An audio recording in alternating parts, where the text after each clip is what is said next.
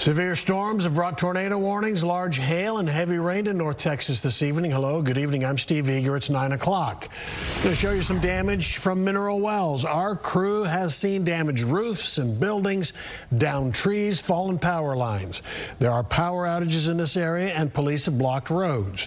The city says some buildings are destroyed and that some injuries have been reported. Going to show you a live look right now. In Dallas, the roads are pretty quiet this evening. We have crews all across North Texas responding to the storm damage, and they will bring you live reports from where they find it. First, though, let's get to Chief Meteorologist Dan Henry. Dan, long night so far. Yeah, it has been, although we do kind of see a light at the end of the tunnel here. What I can tell you is that the tornado watch has been lifted for the Dallas-Fort Worth area and points north. It does continue for our southern counties here. Now, there may be a little extension on that watch. We'll continue to monitor the chat session and the Storm Prediction Center. What I can tell you is that we have two big supercells still going on at this hour. Both of them have severe thunderstorm warnings with them, not tornado warnings. Let's go ahead and zoom into this one first. The severe thunderstorm warning is for up to ping-pong-sized hail, wind gusts perhaps 60 to 65. It includes areas from roughly west up through Malone, Hubbard, so we're talking about southern and southeastern Hill County, over into Navarro County as well. And you can clearly see some of the hail cores here, two distinct hail cores, one that's riding south of Abbott here, just to the west of Penelope. Got another hail core around the Hubbard and Dawson area. Look at the scale up to the top. That dark blue is likely indicating about ping-pong-sized hail falling with both of those hail cores as they head to the south. And again, could still be some strong gusty winds. Fortunately, we're not seeing any organized areas of rotation at the present time. This storm is severe as well, centered near Meridian and Morgan in Bosque County. There's the hail core right near Meridian. The hail maybe not quite as big here, but it's at least the size of quarters and perhaps up to $50 there. That is making its way down to the southeast as well. What I want to do is go back in time here. We know for pretty good evidence of it that we had a tornado around the Mineral Wells area, just based on the radar signature, based on the damage we're seeing. And we are looking at radar winds here from roughly the time frame of 4:45 to 5:45. And you can notice that distinct red-green couplet moving across the north side of Mineral Wells, starting out at around 4:45 this afternoon, and then crossing over Highway 180, moving into Parker County. And we believe we may have had some significant damage as well on the east side of Mineral Wells over towards Cool. So that was one of the strongest circulations that we denoted on radar. There was a tornado warning at the time. We were obviously on the air following that storm. And another one that could have been a tornado touchdown as well. We won't know about this one for sure until the survey crews get out and survey it, but there was definitely damage on the southwest side of Cleburne. You can see the circulation there, and then that continued down to the southeast on the east side of Rio Vista towards Parker. Not sure if this was a tornado or very strong straight line winds. We'll have to wait until tomorrow to see that. Current temperature readings in the 70s in most locations right now. 76 DFW, 78 McKinney at Terrell, 75 at Granbury. The severe weather threat will continue across our southern counties for probably the next 1 to 2 hours. Most of us, though, will be much quieter tonight. Temperatures falling down close to 60 with a slight chance of showers still.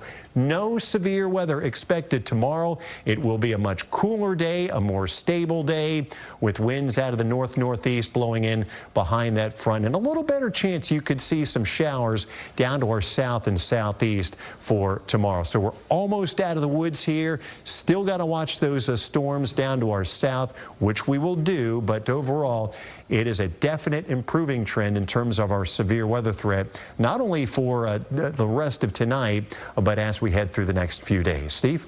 All right, Dan, we'll check back with you shortly. Thanks. Going to show you another look at some of the damage we found in mineral wells. Hundreds of people are without power tonight, and several buildings have been destroyed. The city just held a news conference on the storm damage they've seen. Fox 4's Amelia Jones is there with what she's seen and what they had to say at that news conference. Amelia. Steve, the news conference wrapped up about 10 minutes ago, and so I am reading notes from what they said. I want to start with the people who were injured here in Mineral Wells. City officials told us 2 people were taken to the hospital, but they do not know their condition at this time. They told us that other people were injured, but they were treated at the scene. City officials are still assessing damage in the area. Mineral Wells police have blocked off neighborhoods to traffic, and police just announced a 10 p.m. curfew for the area. Mineral Wells High School is open for a place for people to go if they need a place to stay. The Red Cross is also helping those who have been displaced. If we can, I do want to show some video that storm chaser Michael Beard was able to get earlier in the area once that storm moved through. City officials said the line of damage stretched from a northeast neighborhood of Country Club Estates heading southeast to the Vietnam War Museum in town. We do have some viewer images from damage in that neighborhood located on Country Club Parkway. Roofs were blown off, trees uprooted, power lines down. The police chief said county judges are working to issue a disaster declaration for the area. The police chief also shared during the press conference that the community has already seen an incredible amount of support from volunteers and donations. In the morning hours, we're going to come back together and we're going to see what we can do for volunteer support. At this time, we do not need any volunteer support from the citizens. We're very thankful for the outpouring support that you've already given us and the donations that you're bringing in. And I do apologize. That was the fire chief here in Mineral Wells. He was also a part of that press conference, as well as the police chief. I want to talk about what we saw when we were driving into Mineral Wells. We saw that an RV park was damaged, and people were working to tow out an RV that had been blown into a forest of trees. We saw a lot of downed trees in fields, a lot of debris and trash lining the roads. The city says that the neighborhoods here will remain blocked off until the morning, and they will open them back up. As of right now, the city says there are no reports of missing people. Steve, back to you. Okay, Amelia Jones reporting live in Mineral Wells. Thank you, Amelia.